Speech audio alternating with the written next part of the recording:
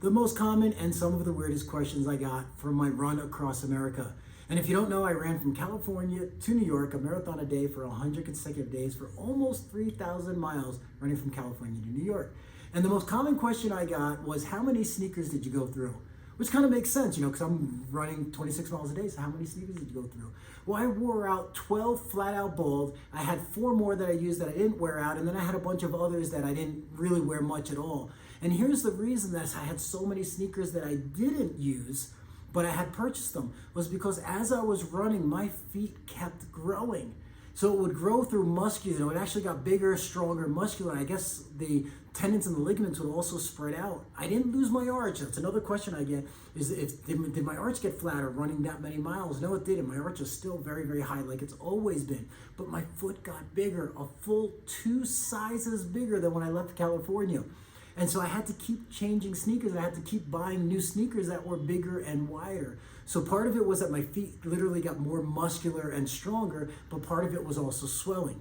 At the end of the run, my feet didn't go back to their size they were before. They stayed a full size bigger. So one size was swelling, one size was my foot was actually getting bigger and muscular, and it's still that way today. So how many sneakers did I go through? About 16, more or less. The next question I get is, what did I eat and how much did I eat? And so I ate anything and everything. When I left California, I ate mostly a vegetarian style life. It wasn't a strict vegetarian, but it was more or less vegetarian. I ate only a little bit of meat. But as I got away from the bigger cities, I quickly realized living a vegetarian life, getting enough calories that I needed to run 26 miles or more a day was going to be very, very, very, very difficult. And so I incorporated meat back into my life. And so I would eat anything and everything because I was burning anywhere from 6,000 to 10,000 calories a day.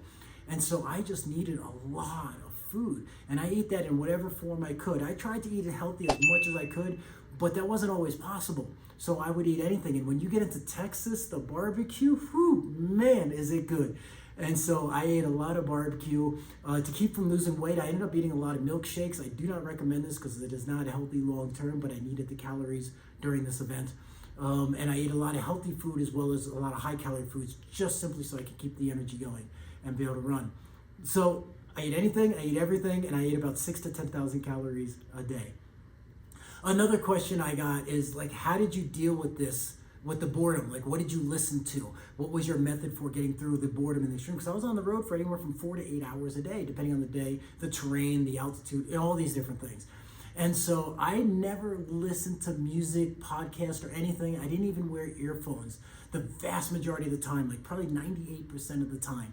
I didn't listen to anything. And the reason for that is because I wanted to be aware of my surroundings. I wanted to hear cars, I wanted to hear things that were going on. I wanted to make sure I stayed safe. So I had to be aware of what was happening. That's the logistical reason. But the other reason is because I didn't want to distract myself from the experience. I wanted to be present in what I was doing. So I'm looking around, I'm seeing America. Literally, I'm seeing all of America from coast to coast by foot. One step at a time, I wanted to be present to it. I didn't want to disconnect from it.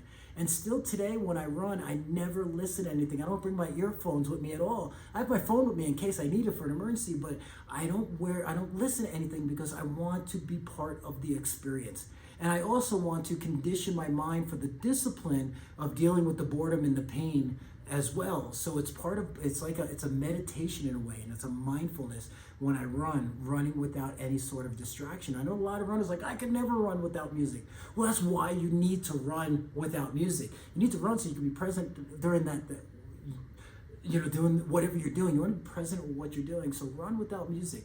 And so that's how I got through it, is by conditioning my mind to be strong and to be comfortable being in silence. And so that's why you want to do that. And I got a whole bunch more questions. I'll answer them in separate videos, but those are the 3 most common questions I get. So if you have a question about what it was like for me to run across America, then comment below because I'll answer your questions in another video.